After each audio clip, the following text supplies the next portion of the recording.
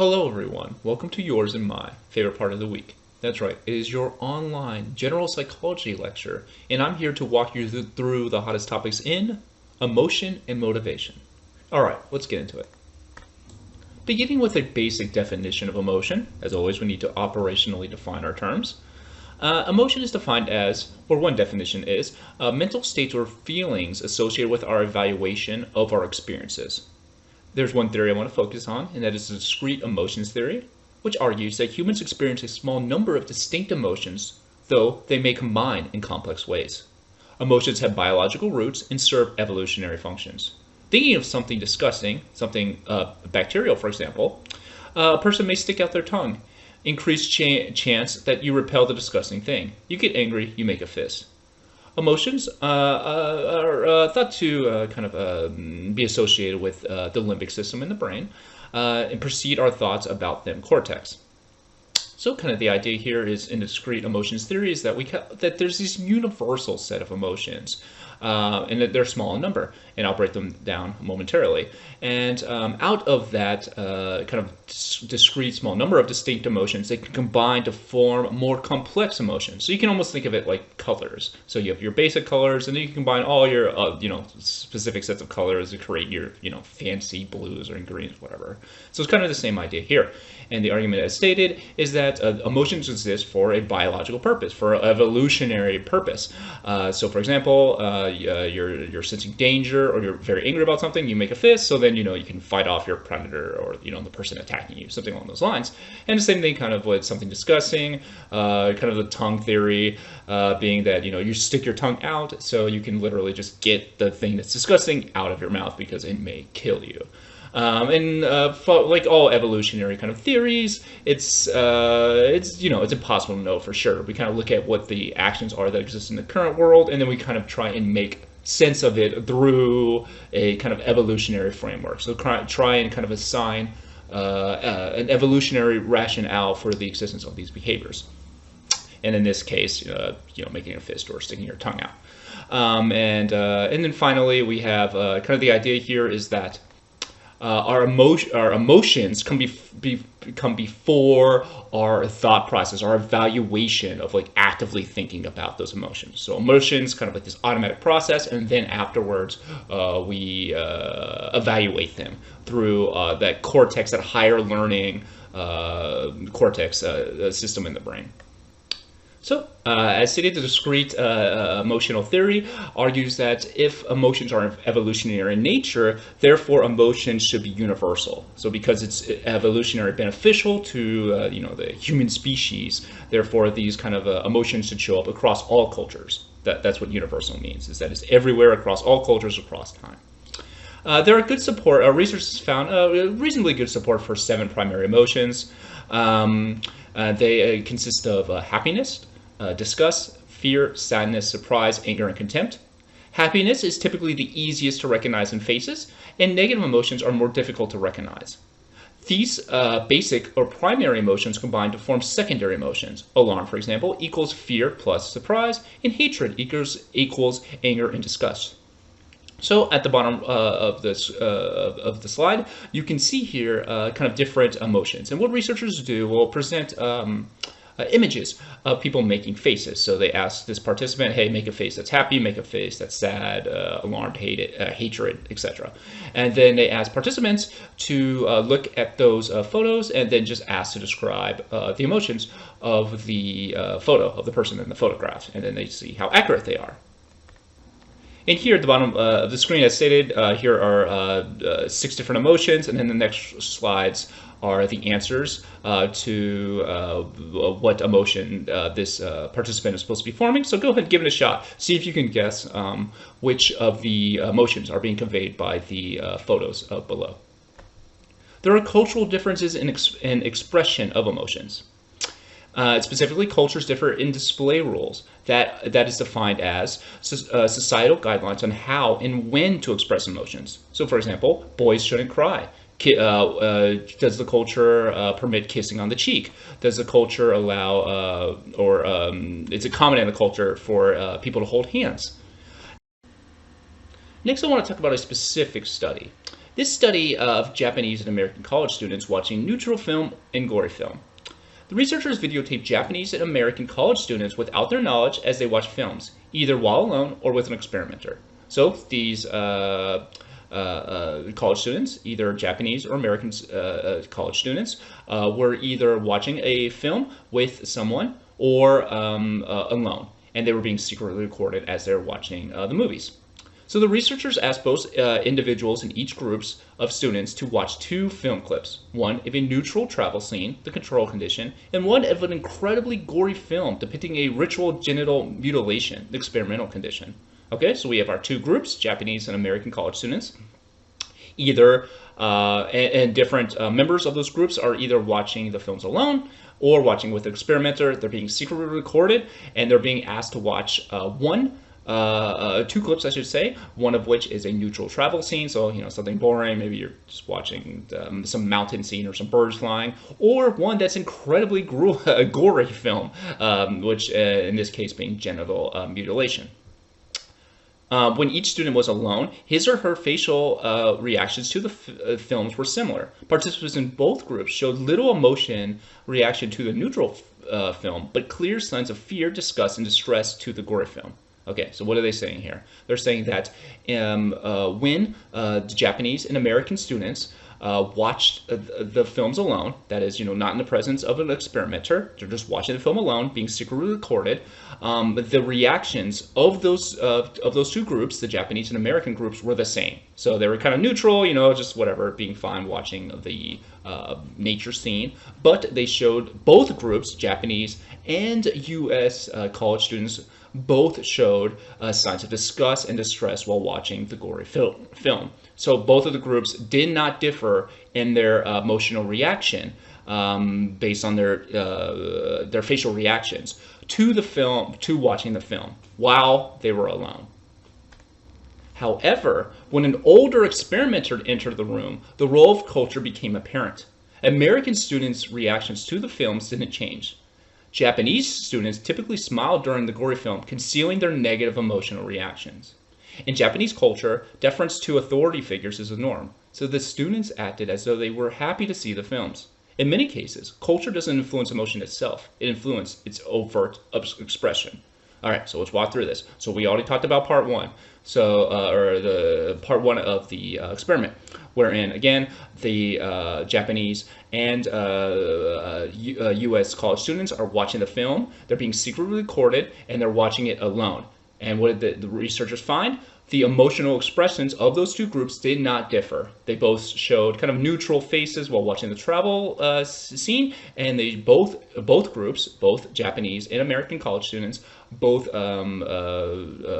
their facial expression, both of the groups' facial expressions both indicated disgust and being disturbed by watching genital mutilation.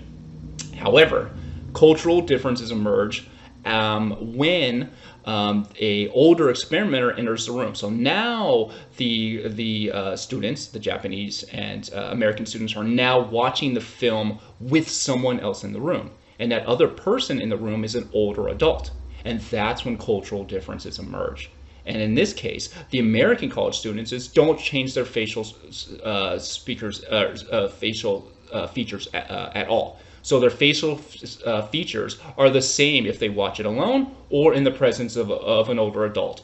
That is, they're going to be neutral when watching the nature scene, and they're going to be disgusted while watching the gory film. However, the Japanese college students, when they watch it alone, they have similar facial reactions. That is, they are neutral while watching the travel scene and disgusted while watching the gory film. But however, in the presence of an older adult, the Japanese students smile during the gory film. And kind of the idea here is that they don't, or one suspected reason is that Japanese students kind of don't want to kind of add to the kind of a negative the feelings of the rooms. They're trying to conceal their emotion because they don't want to upset the older adult by creating like increased negativity in the room. They're very concerned about the feelings of the older adult, and thus they're trying to conceal their emotions. So even though they're feeling that distress, and we know they're feeling that distress because when they watch it alone, they demonstrate that distress at watching the gory film. But in the presence of older adult, they are trying to conceal those emotions, so not to like upset the group, not to kind of mess up the vibes in the room, create like more negativity in the room. So kind of the idea here is that those cultural display rules are impacting not actually feeling the emotion, but kind of demonstrating the emotion, or the overt expression of feeling emotions. That's where you see cultural differences emerge, is what this study found. Emotions in physiology. Researchers are able to differentiate some primary emotions physiologically. Heart rates increase more with negative emotions, so fear versus happiness. The digestive system slows down with fear, but speeds up when we're angry. So stomach churns, for example, is a common saying when we are furious. Not all are different, though. Happy and sad emotions look similar in brain scans, and multiple brain regions are active in all emotions. So kind of the idea here is that, yes, there are some physiological factors, so something being maybe like calm or something, or being just generally happy and content, versus fear when your heart is very racing. So there are some identifiable emotions differences in emotions can be identified through physiological measures, such as heart rate, again, going back to fear versus happy. And also the digestive system. So when we're in fear, our digestive system slows down. But however, it's really not super clear cut. So for example, as stated, emotions activate multiple parts of the brain. So kind of trying to use neuroimaging technology to discern differences in emotion, like what somebody's actually feeling, by putting them in an fMRI machine, for example, would not really be a valid use, because kind of like everything in the brain, emotions, or the kind of expression of emotion and the feelings of emotions activate multiple brain systems. So it's really difficult to kind of, if not impossible, to kind of discern all emotions based on neuroimaging technology. Now moving on to cognitive theories of emotion. The cognitive theories of emotions argue or posit that emotions are products of thinking rather than the other way around. There are no discrete emotions. There are as many emotions as there are kinds of thoughts. The earliest theories were the James-Lange and Cannon-Bard theories. So kind of the idea here when we were talking about the previous discrete emotional theories was that emotions come first, and then you cognitively evaluate those emotions. And then there are 7 primary emotions, and they exist universally. Well, cognitive theories argue that emotions are the products of thinking. So it's kind of the other way around. Thinking is what really lies behind emotions. So as many thoughts as you can think of therefore there are as many emotions as there are kinds of thoughts. There's not just 7 discrete emotions, but rather we have all these different thoughts, and thus those thoughts can represent, I don't know how many emotions, X amount of emotions, because again, it's really our thinking that generate emotion. So it's our evaluation of our world. It's just thinking through what's going on, and then that generates emotions. But this will be more concrete when we talk about these 2 specific classic theories of cognitive emotion. Beginning with James's theory. It proposed that emotions result from our interpretations of our bodily reactions to stimuli. So, for example, Eminem, his rap battle makes his palms sweaty, his knees weak, and his arms are heavy. That is a body reaction. That is a physiological response. Therefore, he interprets that he is nervous. So this emotion occurs, this physiological response occurs, that is, he's sweaty, his knees weak, his arms are heavy, and based on those symptoms, Eminem then interprets that he's nervous. That is his emotional evaluation, and that's where he gets his emotion from. He labels that those feelings as being nervous. And he labels them through a process of thinking. He says, "Oh, okay, shit. I'm really sweaty right now. My arms are weak, or sorry, my knees are weak. My arms are heavy. Therefore, I guess I am nervous." So it's this cognitive evaluation of your body's reaction that generates the idea of emotions. It's our interpretation of our bodily reactions. Or another example, if you were to encounter some threat in your backyard, like a venomous snake in your backyard, your sympathetic nervous system would initiate significant physiological arousal, which would make your heart race and increase your respiration rate. Only experience a feeling of fear after this physiological arousal has taken place. So in this case, you're walking outside, you unexpectedly run into a snake, your heart rate races, all of a sudden you're sweating, you're freaking out, and then only after you experience that feeling of fear, that physiological reaction, can you then cognitively evaluate those physiological responses and say, oh wait, I am very scared right now. So again, it's that bodily reaction. I should say it's our brain consciously thinking and evaluating our physiological response that allows emotions to kind of exist, or at least kind of just label those feelings as a particular emotion. Versus this canon theory, this argues that emotion-provoking events lead simultaneously to emotional and bodily reactions. So when Eminem raps, he expels vomit on his sweater, which is a body reaction, and he simultaneously recognizes he's nervous, emotion.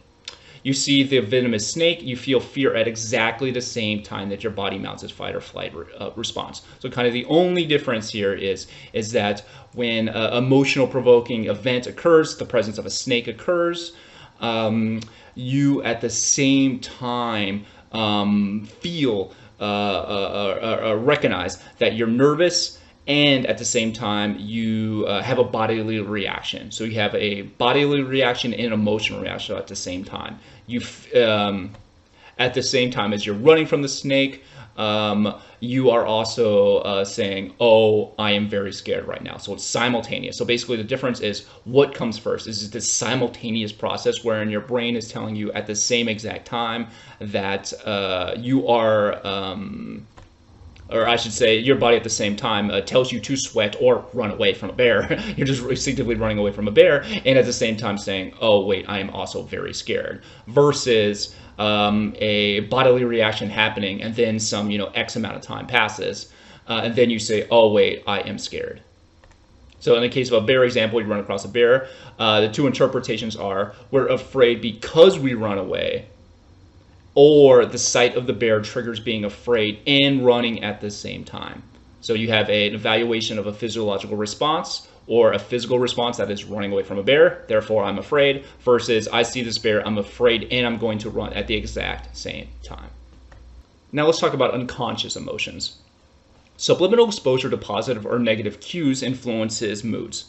So one study, flash a positive word such as friend, or flashes a negative word, such as the word cancer on the screen. So you're watching a screen and then this word flashes in front of you.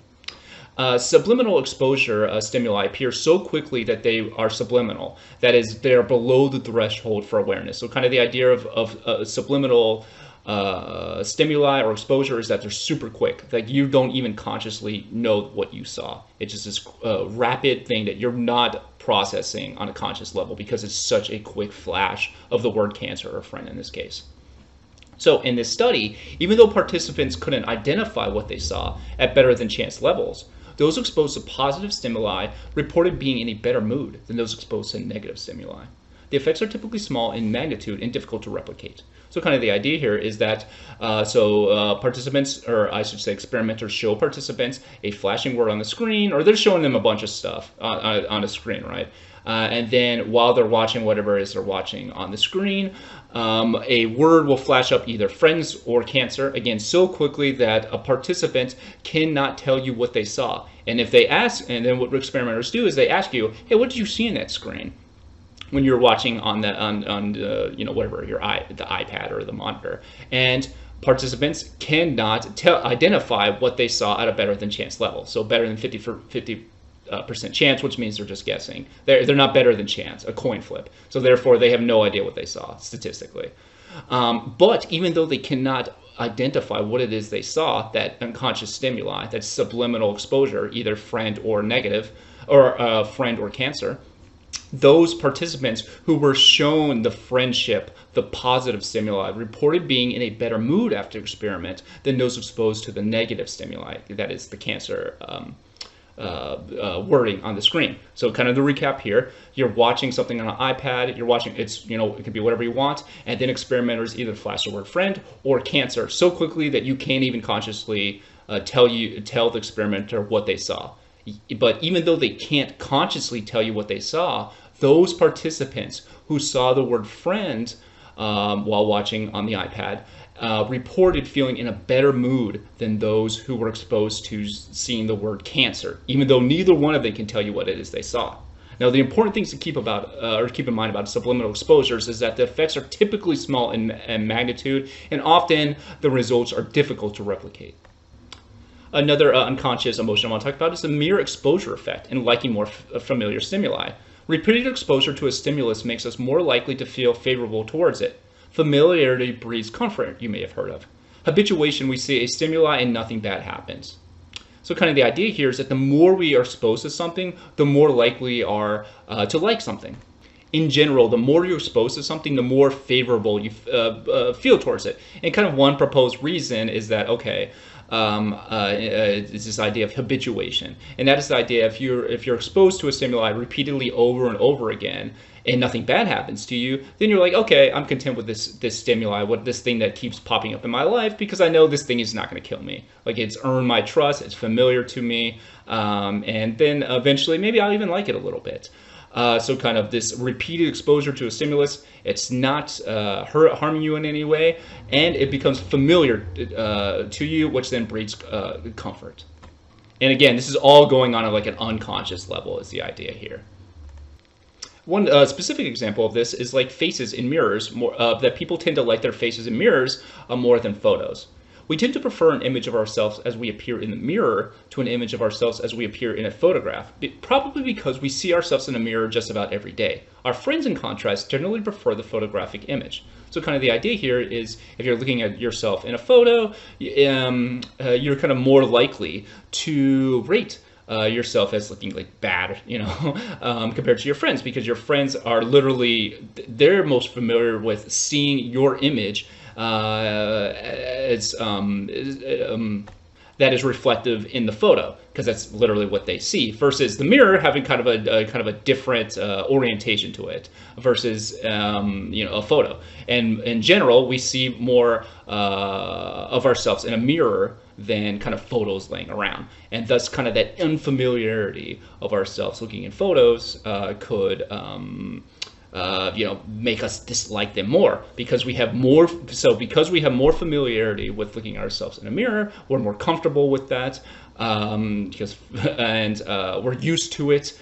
We have a more favorable evaluation of it. Therefore, we kind of want that structure of our face and the way we look to be replicated when we see it, but it's not going to be replicated in photos. However, for your friends, they are used to seeing you more in like quote unquote photo form, and thus are going to be like, no, you look good here. This is how you always look. So you can have kind of two different evaluations of the same photo, because one person is familiar with seeing you, in photo form, versus you yourself kind of more familiar seeing yourself in front of mirrors than in photos. It's kind of the idea here. So kind of, and this is again all going on unconscious level, because the two different groups of people are more familiar with you in kind of different forms. In your case, in an individual person's case, they're more used to seeing themselves in a mirror, versus your friends, your peers, your family, more familiar seeing yourself kind of in a more of a photographic image, because it's capturing the world that they see and are familiar with. The importance of nonverbal cues. Much emotional expression is nonverbal, such as facial expressions, gestures, and postures. Nonverbal leakage is often a powerful cue that we are trying to hide an emotion. Unconscious spillover of emotions into our nonverbal behavior. That's what nonverbal leakage means. So when we are ever so subtly rolling our eyes while agreeing to our boss's unreasonable request to house sit her dogs over the weekend, we can be confident that the eyes have it. So kind of the idea here is that nonverbal cues exist. They're obviously going to kind of differ across cultures, but they involve facial expressions, gestures, and postures. And leakage occurs when you're trying to hide your actual emotion, but there's an unconscious spillover of what you're actually feeling into your physical features. So again, kind of if you're asked to do something you'd want to do and you're like, sure, I'll do it or whatever, but you're unconsciously rolling your eyes or looking away or like sighing or something along those lines, you're kind of expressing a nonverbal cue, and you're doing so unconsciously. You're trying to prevent that, because you were saying, oh yeah, boss, I really want to work overtime today, but you're accidentally, rolling your eyes at your boss, who's now asking you to work overtime for the 10th night in a row. So nonverbal cues can purposely or consciously and kind of unconsciously demonstrate our behavior. Or I should say, demonstrate our emotions, how we feel. Body language. Gestures can convey emotions as through illustrators, such as emphasis, or manipulators, stress. So an illustrator accentuates or highlights speech. So move forward when we are making an important point. Manipulators, while coming for an exam, we may twirl our hairs or bite our fingernails. So as stated here, we have gestures can convey emotions. So an illustrator point here is that you can change the tone of your voice if you're being serious, like if you're yelling at your kid or your dog. You change your voice all of a sudden to kind of illustrate and trying to make an important point. Versus manipulator, basically all this means is that in this case the gestures are kind of manipulating multiple parts of your body. Which conveys emotions. So for example, you're cramming for an exam and you're super stressed out and you're biting your fingernails. Well, what does that tell you? That person is very stressed out. So kind of multiple parts of your body kind of interacting with each other to convey emotions. So gestures literally conveying emotions. In that case, again, being stressed out, you're twirling your hair, you're pulling on your facial hair, you're biting your fingernails, etc., which is conveying, those gestures are conveying the fact that you're stressed. Emblems are gestures that convey conventional meanings recognized by members of a culture. So hand signals, nodding of a head, shrug for I don't know. So kind of straightforward here. Emblems are gestures that members of your culture would understand. So shrugging means I don't know, or putting like a stop sign that means stop, or something along those lines, or like hurry up. So we all kind of have hand signs to convey emotions. That would be more likely to be understood within your culture, because different cultures have different emblems. They have different gestures they use to convey meaning. There is no one-to-one translation of bodily gestures into emotions, because nonverbal behaviors often mean different things to different people. Many psychologists specialize in, quote, translating body language into emotions, as though they were a universal dictionary of body language. Yet these psychologists overlook the fact that within a given culture, people differ greatly in body language they use to express certain emotions. So you'll see these kind of body experts all the time on TV. This is a common like pop site kind of thing. And I'm here to report, unfortunately, spoiler, it is not real. Their research in general does not support that these people can predict emotions or understand body language better than chance. And this is because there is no one-to-one universal dictionary of body language. You cannot look at someone and say, oh, this person is slunched over, therefore they're lying. This person is looking over there, so therefore that person is telling the truth. It doesn't work like that. There is no, again, universal dictionary of body language. There is no one-to-one translation. That is, if I do X movement, therefore I actually have Y emotion. It does not work like that. There's a lot of variation across cultures, and there's a lot of variations within cultures.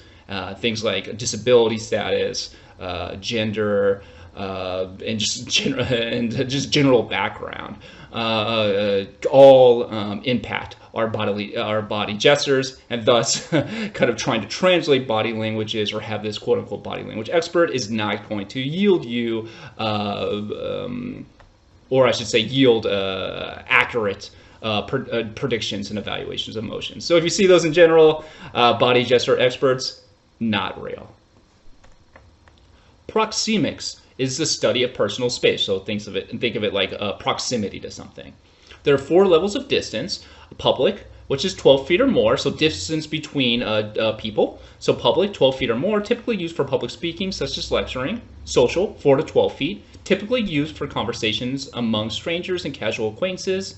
Personal, 1.5 to 4 feet, typically used for conversations among close friends or romantic partners. And intimate, 0 to 1.5 feet, typically used for kissing, hugging, and affectionate touching. Moderate cultural and sex differences. In many Latin and Middle Eastern countries, personal space is relatively close, whereas in many Scandinavian and Asian countries, personal space is more distant. There's sex differences in personal space, with women preferring closer space than men, a study found in 1984. Obviously, that's a long time ago. So kind of the idea here is that depending on your social relationship with a person, or the function that you're, the social function that you're engaging in. So in the case, public speaking versus hugging, you're going to have different distances that is accepted by your culture. So for example, a culture would expect kind of differences in how close you get to someone physically. If you're having a conversation with a stranger versus having a conversation with a romantic partner. With the closer you are socially to a person, in general, the closer you are in physical space to that person. But however, as stated, different cultures do have different personal space social norms. So in this case, Latin and Middle Eastern countries, personal space norms are more close versus Asian and Scandinavian countries, where in general, again, these are group averages. There are differences within that culture, but again, we're just talking large averages here, group averages. In Scandinavian Asian countries, personal space is more distance. So the norm being that greater distance is more typical, again, on average. Moving on to lying and lie detection. Most people are not good at detecting lies. There's a 50-50 shot that you're going to score around a 55% and determining if someone's lying or telling the truth. So watching a video of someone either lying or telling the truth, in general, you're only going to be correct around basically 50% of the time. So barely above chance. It's really just chance. Pure guess, basically. There is little or no correlation between a person's confidence in their ability to detect lies and their actual accuracy at detecting lies. Despite what many believe, nonverbal cues tend to be less valid indicators of lying than our verbal cues. Shifty eyes, for example, are unrelated to lying. Research suggests that the best way of finding out whether someone is lying is to listen to what they're saying rather than how they're saying it. For example, dishonest statements tend to contain fewer details and fewer qualifiers, such as, I'm not sure about this, but I think that, than do truthful statements. So as stated, in general, people just have a 50-50 chance on guessing if someone's lying or not lying. How confident you are in detecting lying has no correlation to your actual accuracy at detecting lies. Nonverbal cues, in general, tend to be less valid indicators of lying. So, for example, shifty eyes, people typically think are related to lying, but research does not suggest that. Because again, different culture, there is no universal dictionary of shifty eyes means lying. Some people don't look other people in the eye for various reasons, various cultural reasons, gender reasons, disability related reasons. That does not mean that they are lying.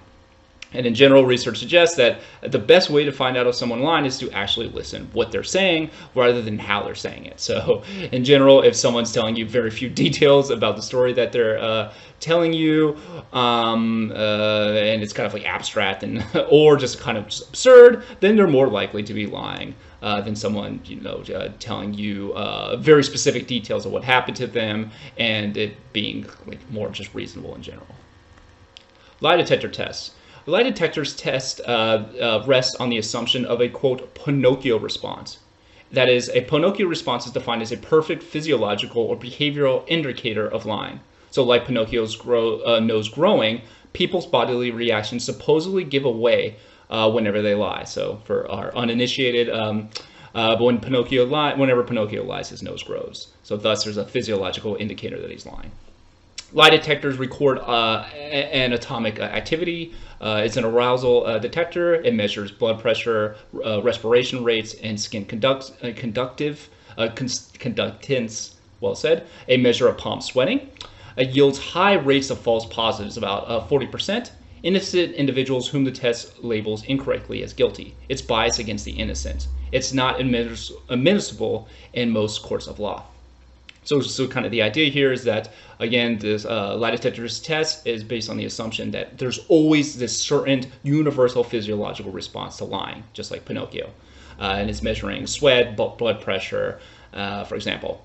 However, research demonstrates that it has an extreme rates of false positive. False positive means that it's indicating that you're lying. However, you're not actually lying. So it's a falsely telling, it's a false positive. So again, positive being that is, yes, you are lying, but it's actually false. And the fact that it's almost 50% of the time means that you're going to basically convict a lot of the wrong people. It has an inherent bias against people who are innocent, and thus lie detectors in general are not admissible in most courts of law because it's not a valid ways of determining if someone is actually lying. Other types of ways to try and detect lying: brain fingerprinting using imaging techniques, so kind of using fMRI or maybe EEG or other kinds of neural imaging technology to try and see if someone's lying. However, there is no universal signature of lying. It differs by individuals and types of lies. So basically, the type of lie you're lying may impact your brain activity, and there's just in general no universal way of determining if someone is lying through brain technology, brain imaging technology. Integrity tests also exist, which assess employees' tendency to lie, cheat, or steal. So anytime you hire, apply to a job, especially kind of like crappy jobs in general, you're going to have to take this kind of your thoughts, this ethics test. Basically, I had to take this at Office Depot, wherein they're measuring your history of stealing, your attitudes towards stealing, and your perceptions of others' honesty. So they'll ask you if you have a history of stealing. They'll ask you about your attitudes towards stealing and your perceptions of other people's honesty. And then they're going to look at those results and kind of determine, do you have integrity as a person? Are you a liar? And kind of the idea here is that if you answer yes to questions 1 and 3 and no response to question 2, will put you well on your way to a dishonest score on an integrity test. And there are really multiple ways you can look at this. So for example, if you say in general, if you say, no, I've never stole before, and I don't think that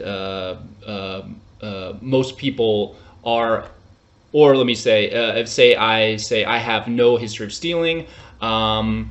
I believe that people shouldn't steal. However, I say that other people in general are very dishonest. Well, then it's going to flag me as dishonest. So kind of the idea here is basically combining your responses, seeing if it's actually coherent, and then saying, okay, this dude is full of shit. They're being dishonest, and now you're not going to be hired. These tests are better than chance, but still extremely large false positive rates. Again, saying that you're dishonest or have a history of stealing when you don't. Moving on to emotion. This is defined as the drives, especially wants and needs, that propel us in specific directions. And just for little clarifications, studies support the idea that motivational speakers do not produce any long-term changes in people's behavior. All right, let's talk about different kinds of emotion. We have intrinsic versus extrinsic motivation. People are motivated by internal goals, which is intrinsic, versus external goals, that is extrinsic. Sometimes motivation can be a mix of both.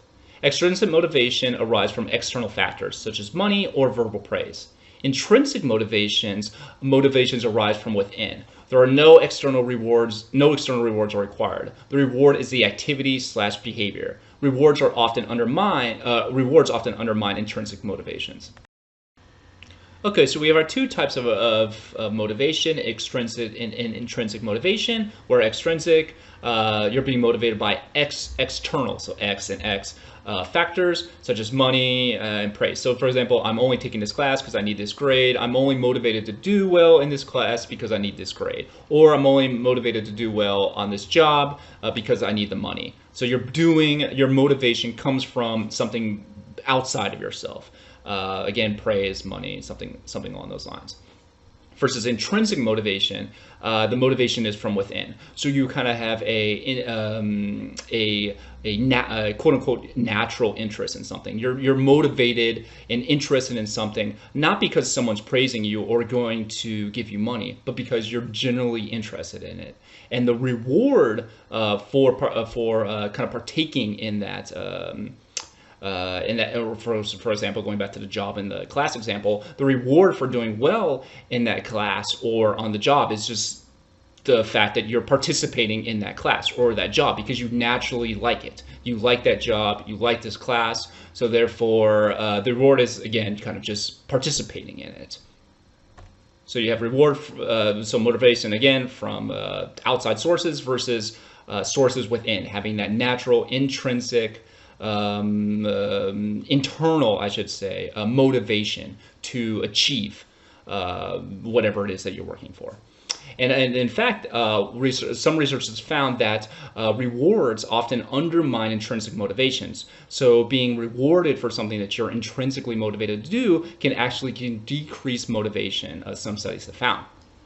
So culture, for example, in collectivist cultures, it is common to do things for your family members because the emphasis is on the group and what is best for the entire group, rather than what is best for any one individual. And we'll talk about this in kind of a little bit in future chapters, but really in future future psychology classes, specifically developmental psychology talks about this a lot. At least my course does. And kind of the idea here is that in collectivist cultures, you're doing things for the group. And you're kind of keeping in mind when you're doing anything, what is in the best interest of the group versus more individualistic cultures where you're trying to just do what's best kind of for yourself. And kind of the idea here is that these extrinsic motivators, something outside the group, verbal praise from outside the group or money can kind of disturb these kind of naturally forming, culturally significant group activities, because it can motivate these extrinsic factors, these external factors can motivate people to kind of partake in behaviors that are not beneficial to the group, and thus can kind of potentially be harmful to the group and to that individual, because you're kind of harming, it can kind of harm culture. It's kind of their culture, for example, their collectivist culture. But again, we'll talk about that far more in detail in kind of future courses. Moving on to achievement motivation, which is defined, children's beliefs about their competence predicts their performance. Some researchers argue that it's not so much what you have, the ability, talent, intelligence, but how you think about what you have. Fixed mindset, individuals believe that abilities and talents are fixed or static. You either have a talent or you don't. Thus, there's little reason to put forth great effort on a task. Versus growth mindset, which argues that abilities and talents are malleable, that is, they're changeable, and is motivated to put forth effort and fostered by parents, or I should say fostered by praising students' effort/process, not the end product.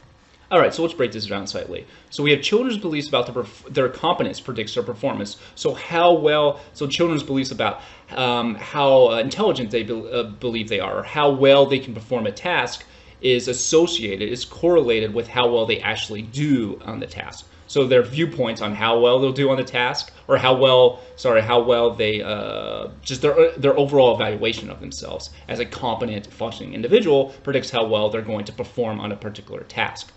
And kind of the idea here is we have two different kind of mindsets, where in fixed mindset, the argument is that your talent, your abilities are fixed or static. You're born with them. You either have the talent or you don't. Thus, if you do bad at something, there's really no point in trying, right? Because you literally cannot change who you are, what talent you were born with. Practice doesn't do anything, so there's really no point. Versus kind of a growth mindset wherein people believe that your talents and your abilities can be changed. They are malleable based on practice and the amount of effort you put into something. And this is fostered by peers, schools, parents, community, praising students for their effort in the process of learning rather than their final end result. Because by praising the effort, you're really emphasizing that really what matters and how growth occurs is through effort and a process of learning, wherein you're definitely going to fail, but the point is to keep going on, keep grinding, keep learning, and through that process of learning, you get better at something. Learning goals. Believing that ability is a changeable quality and abilities can be improved with work protects children from damaging self-perceptions after failures. It encourages them to adopt mastery goals. Growth mindset, aiming to learn new things so that they can improve their abilities. In the US, as children age, they see ability as a fixed trait. They adopt performance goals. They aim to prove their ability rather than to improve it, and seek to be judged smart rather than dumb.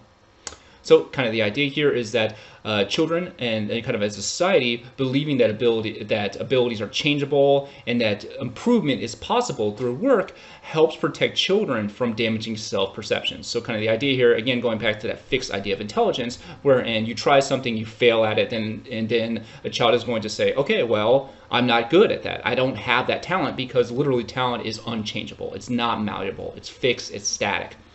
And what happens when you say, okay, I'm not really good at that thing? Well, over time, you're going to see all the things that you are not good at, and you're going to say, oh crap, I'm just a horrible person. I am dumb, I'm stupid, I cannot perform well in anything. But really, we understand that through learning, failure is going to happen. And thus, the only way you can kind of improve is by recognizing that failure is going to happen, and recognize that that through this process of failure, you grow as a learner and you get better at things. So in the absence of this idea that you can improve and get better than things, again, you're going to ultimately come to a conclusion, okay, I don't have that talent, therefore I am a completely talentless person, which then can obviously contribute to very negative psychological outcomes in a child, or an adult for that matter. Now, interestingly, and again, I'll talk about this more in the developmental course, but I kind of want to do a little teaser here. Children see their ability, their intellectual ability, as a fixed trait. They adopt something called performance goals. And performance goals are basically kind of similar to extrinsic motivation, but performance goals are basically or I should say, the end goal of performance goals is really just to get the grade, get the money. It's not about the process of learning. Ultimately, it's like, okay, knowledge is fixed, and my end goal is really just to kind of get this grade, and that's how I'm going to evaluate myself, purely based on the end product. Not the process of learning, not growing as a learner and mastering a subject, or mastering kind of how to learn something, but rather, again, purely performance-based. Either you got the A or you didn't. Either you hit a home run or you didn't, something along those lines. All that matters is that did you perform well, versus an idea of growth, of understanding that, okay, yes, you're going to strike out sometimes, but through practice and hard work, you can improve at something. And you're going to work to improve on something because you intrinsically care about something. Something's important to you, you internally value something. So therefore, you're going to work towards it, try hard, and just because you may fail at something does not mean that you're just talentless garbage. And children, as they get older, children in the U.S. tend to adopt more performance goals. They seek to prove their ability rather to improve it, and judge as smart rather than dumb. So as stated, in general, children in the U.S. start off with mastery goals, but through time, they're very much focused on that final performance goal, that grade. Not focused on learning, but again, just trying to get that grade. And that could be really correlated possibly with something like standardized testing, because the entire point of performing well on standardized testing is like, who cares what you're learning? It doesn't matter if you're interested in a subject or not. The end goal is, I got to get an X amount of score to pass this grade, or Y score to get into college. And that's all I'm focused on. I just want to get that score. I don't care about learning. I don't care about this being interesting to me. None of that matters. I just have to get that score. And kind of that culture fosters a desperation, a desire in children to demonstrate that they are smart rather than dumb, because if they're actually dumb and they have a fixed idea of intelligence, if you're dumb, that means you cannot improve, because you can't grow. Intelligence is fixed. So you have to prove you're dumb, or prove you're smart and not dumb, and you have to chase performance goals, that is, performing well on a standardized test or in a grade. And one example that I want to bring up to try and make this a little more concrete was a study that told fifth graders in a classroom that they had low ability and some had high ability. So experimenters told some students that they had a high intellectual ability, and they told another group of fifth graders that they had low intellectual ability. Half of the fifth grade students were given performance goals, And performance, students were told that performance compared with other children and evaluated by an expert. Typical goals of a classroom. So kind of the idea here is that, again, half were given performance goals. The children were told your performance on this task is going to be compared to other children. So your scores on this test are going to be compared to other children, and your submissions on this test are going to be evaluated by an expert, which is kind of how typical goals of a classroom, right? So you have you get a grade, your grade is compared to other students, and then you're evaluated by an expert, aka a teacher or some SAT panel or FCAT panel, you know, whoever's grading these things. While another half of fifth graders were given mastery goals. They were told that working on these tasks, taking these tests, sharpen their mind. It helps you improve. It'll ultimately help them in school in the long run. So this is an example of a mastery goal here, is that your goal is to improve, to master a skill. And by working on these skills, they're going to serve you some benefit. It's going to serve you in the long run. So it's going to help you in school in the long run. It's going to sharpen your mind. So half of the fifth grade students are told that they're going to be, or I should say half of the fifth grade students were told that they had low ability, half were told they have high ability, and among all the students, half were given performance goals. That is, again, you're going to take this test, and we're going to compare your test scores to other students, and an expert is going to judge you, versus half being told you have mastery goals, wherein the children are told, hey, if you work on this task, it's going to ultimately help you improve in the long run. Now, what did the experimenters find? Well, they found that only children who became frustrated and gave up believed they had low ability and were in the performance goal group. Trying and failing over and over just reinforces they are stupid. Not a great feeling. Low ability students who pursued mastery goals persisted despite failures. So among the children who gave up while performing a tough task, or a test, all the children became frustrated. But only the children who became frustrated and gave up were children in the low ability, so they were told that they had low ability, and were in the performance group. So the children, children who were told that they have low ability, so that is, this fixed idea of intelligence, you can improve, you have the talent or you don't, and were told that they were in the performance group, again, being told that they were going to be compared to others, and they were going to be evaluated by an expert. Those children in those two kind of conditions, that is low ability and in the performance goal group, were the most likely to give up on the task. Just give up, say, I can't complete it, I give up.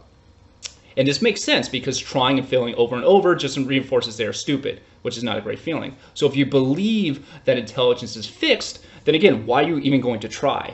All trying does is going to prove that you are stupid, because you're going to keep failing, and that's just further solidifies the point that you're dumb, you can't improve, there's no point of improving, and all I'm getting is, so thus by taking this, all I'm getting is negativity directed at me. I'm being told repeatedly that I'm stupid, and thus I don't want to feel that, so I'm going to give up.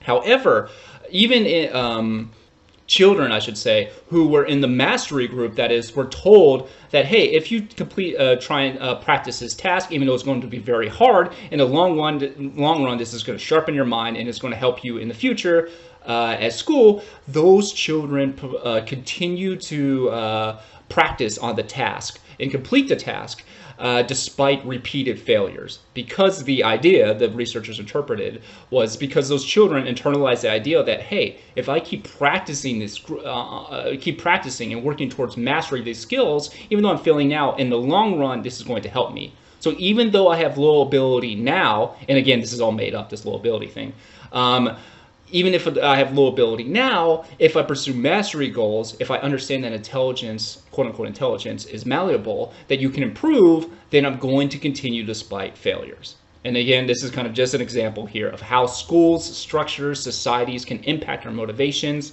and our likelihood to continue to try to improve despite failures.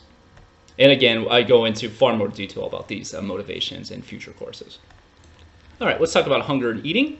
The brain is the center for food cravings. The lateral, initiating eating, and ventral medial, stopping eating, hypothalamus in conjunction with other parts. Electrically stimulate rats, ventral medial, hypothalamus, rats stop eating. A lesion to the ventral medial hypothalamus, rats become obese. All right, so let's translate this from neuroscience to actual English. All this is saying is that the hypothalamus is one brain region associated with hunger and food and eating. And specifically two types of, or two parts, I should say, of the hypothalamus. Specifically looking at the ventral medial hypothesis, which is thought to be associated with stopping eating. So when this part of the brain is activated, when a person is going to stop eating. And one way we can know this is by working with animal models. So for example, with rats, when experimenters can electrically activate this part of the brain in rats, rats will stop eating. So say a rat is eating some cheese that they love, the experimenter then activates the ventral medial parts of their hypothalamus, then the rats will stop eating. This suggests that the ventral medial hypothalamus is involved in some way with stopping eating.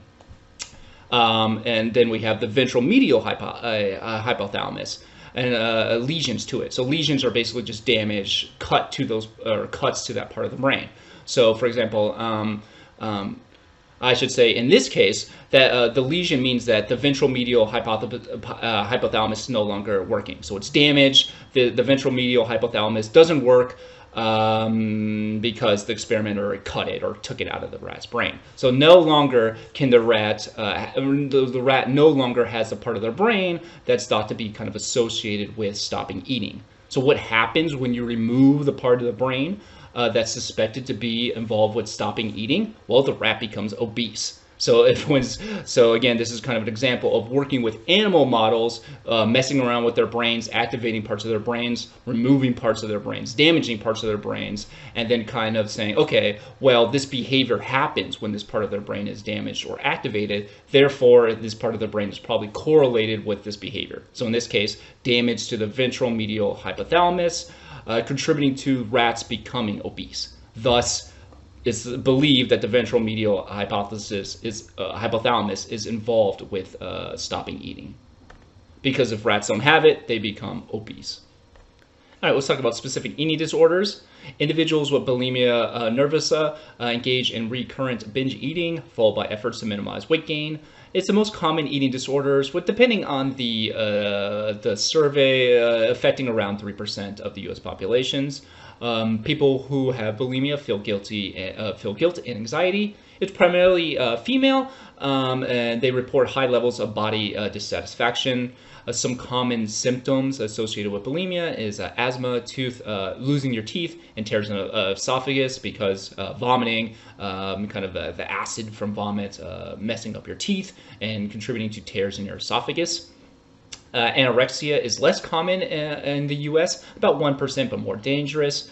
It's characterized by excessive weight loss and the irrational perception that one is overweight. Individuals tend to become abnormally thin/weak, often losing between 25 and 50% of their body weight. Approximately 25% of people with anorexia are male in the U.S. Let's talk about some cultural variation within eating disorders. So culture can play a role. So, for example, following the introduction of American and British television onto the remote Pacific island of Fiji, the symptoms of eating disorders in teenage girls in Fiji increased fivefold within only 4 years. This occurred in 2002. Bulimia is rarely or never present in cultures not exposed to the ideal of a thin body type. Although anorexia appears to be more culturally and historically universal compared with bulimia, societal explanations for its causes have differed across time and place. For example, historical descriptions suggest that some young Catholic nuns in medieval times who starved themselves probably had anorexia, yet they explain their fasting behaviors as efforts to purify their souls for God. So kind of breaking this down a little bit here, we have culture, wherein kind of exposure to British and American television in this remote Pacific island of Fiji increased eating disorders of teenage girls quite significantly, ×5, within only 4 years, which suggests that something kind of in the Anglosphere referring to Britain and the US, something about that culture, those television shows, those products, being exposed to those products increases the risk of eating disorders, as evident by eating disorders increasing by 5-fold within teenage girls on Fiji. So basically what this is saying is that once British and US television and kind of like marketing advertising reached Fiji, the rates of eating disorders among Fiji teenage girls increased by 5. Now, I want to talk about this nun example, and basically what this argues here, and this is a historical example, is basically arguing is that anorexia has, theoretically existed across historical periods, but however, the explanation of the behavior changed. So, for example, Catholic nuns in medieval times who probably had anorexia would describe their behaviors as for holy reasons. So, for fasting in an effort to purify their souls for God. So, basically, even though this condition existed, possibly across multiple historical periods for hundreds of years, maybe longer, don't know, the explanation for this behavior changed. So in the medieval times, in specific Catholic, in the context of the Catholic Church, Catholic nuns explaining the same behaviors as today, that is anorexia, in religious terms. So again, kind of just an example of your historical period, your environment. In this case, not necessarily impacting your behavior, but impacting kind of your explanation of your behavior. Moving on to sexual orientation, homosexual behavior has been documented in over 450 species. Approximately 3% of males and about 1.4% of females identify as gay, lesbian, and bisexual. However, those numbers are differing, and they do change by year, really, and there are different generational differences in these identities. Again, talking about this in future courses. APA in 1973 sees same-sex attraction as a normal variation of human sexuality and does not support use of therapy to change sexual orientations. Prenatal environment could be linked to gender nonconformity and sexual orientation. Sexual orientation is most likely a complex interaction of genetic, biological, social, and cultural factors. So kind of just pointing out here for APA that prior to 1973, the APA viewed homosexual behavior as a non-normative variation of human sexuality, so literally a disorder. But after 1972, 1973, the APA came to the conclusion that same-sex attraction is normal variation of human sexuality, and that don't use therapy to change sexual orientations. So again, kind of just an example here of depending on what historical era you grow in, you're going to have different laws. You're going to have different expertise opinions on what disorders are, which can then affect kind of your psychological outcomes. And not just psychological outcomes, but literally like your physical outcomes, because you're more likely to experience different violence conducted against you or discrimination committed against you depending on the historical era you live in, because there's different laws and different expertise, quote-unquote expertise opinions on different disorders and non-disordered behavior. So social influence of interpersonal attraction. Attraction is influenced by a number of social factors, such as proximity, that is nearness. We befriend people who are nearby us on a regular basis, such as last name friends. So for example, you're more likely to become friends with someone who has a last name similar to you because generally in elementary school, you are seated in alphabetical order. So and then also just living in the same city, for example, you're more likely to encounter people. So the more chances you are to encounter somebody, or the more interactions you have with somebody, the more likely you are to befriend them. Similarity, extent to which we have things in common, such as educational level, preferences in art, food, values. We friend, date, marry compatible people. A mutual understanding as a foundation. So the more similar we are, the more likely we are to befriend somebody, because we have that mutual understanding, again, as kind of a foundation of our social relationship. Reciprocity, give and take, universal, develops early, revealing begets revealing, liking begets liking. Level of physical attraction. So we tend to form social bonds with people who give and take. They have that reciprocal process wherein I reveal something, you reveal something, I like something, you like something, and we're reciprocating with each other. It's a give and take, and we're kind of building that social relationship through kind of a vulnerability and trust and sharing together. And then finally, just level of physical attraction. So hotter, for example, you find that person hot, you're more likely to date them. And just talking about briefly about some cultural differences and what is found attractive. Cross-culturally, men and women tend to agree slightly above chance on what is attractive. There are, however, cultural differences and preferences for things like body size. So the more average a face is, the more attractive it is rated, may reflect a general preference for what is more familiar. So kind of the idea here is that on average, men and women across cultures tend to agree on what a better than chance on what is attractive. However, there are cultural differences and preferences for things like body size, so there are different cultural standards of beauty. And I should also say that cultural standards of beauty change with time. Culture is not this static thing that just exists forever, but rather a product of larger environmental forces that are constantly changing. Now, interestingly, an average face in general is rated, or I should say, the more average a face is, the more people tend to rate it as attractive. And this can maybe go back to that familiarity hypothesis that we talked about before, wherein the more we're exposed to something, the more familiar we come with a stimulus, and the more comfortable we are with the stimulus. So maybe on general, because it's average, so by definition, the thing that we see most, because it's the average, we encounter it more, and thus we are more comfortable with it. Therefore, we are going to like it more, and thus the average face.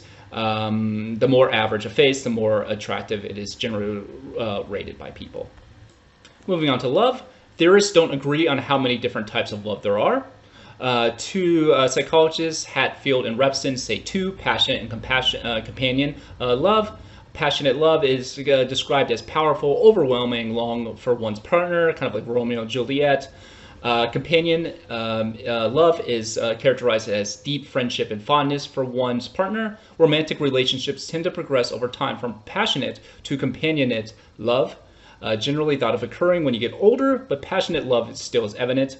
There's growing evidence that you can fall in love with a partner without or little sexual desire toward them. So kind of we have two types of love according to these two theorists, Hatfield and Repson. You have passionate or companionate, with passionate being kind of like stereotypical, kind of like extreme, maybe like puppy love kind of thing. It's overwhelming, extreme passion. You long for someone at all times, kind of the classic Romeo and Juliet trope. Versus companionate, wherein you kind of develop a deep friendship and fondness with a person. You feel much more comfortable, kind of a deeper, more meaningful kind of love that occurs as you progress throughout your relationship. Now, companion love does not necessarily mean the absence of passion, but in general, kind of the idea here is that throughout a relationship, you go more from like only extreme passion to some combination of companion and passionate love. So another classic theory of love is Sternberg's triangular theory of love. He argued that there's 3 dimensions which combine to yield 7 different types of love. He described love types, not an explanation of why we fall in love. He argued that, or I should say Sternberg argued that those 3 types are intimacy, passion, and commitment. Intimacy defined as something like I feel really close to a person. Passion is I'm losing my mind about this person, just an intensity. And then commitment, kind of straightforward, I want to stay with this person. And you can have low or high levels in all 3 of these components. And depending on how high or low you are in these 3 different components, you have specific types of love. Or I should say a specific kind of category of love. Sternberg also argued and sees hate as consisting of the negation of intimacy, so such as I would never want to get close to these people. Passion, I absolutely hate this person. Commitment, I'm taking this person down. I will stop and I'll still stop in or harm those people. Burning hatred is high in all 3 dimensions. So correction, I'm taking this person down. I will stop and harm this or those people. So kind of the idea here is that hatred consists of those same 3 components, but kind of a different version of them. It's you're obviously going to be negative in those 3 components of love. So for intimacy, I never want to get close to that person, straightforward. You can be passionate, absolutely hate this person. So you have a passion, and a kind of a negative passion towards that person, and how committed you are. It has how committed to taking down this person you hate. So I'm going to take this person down. I'm going to commit myself to ruining this person's life.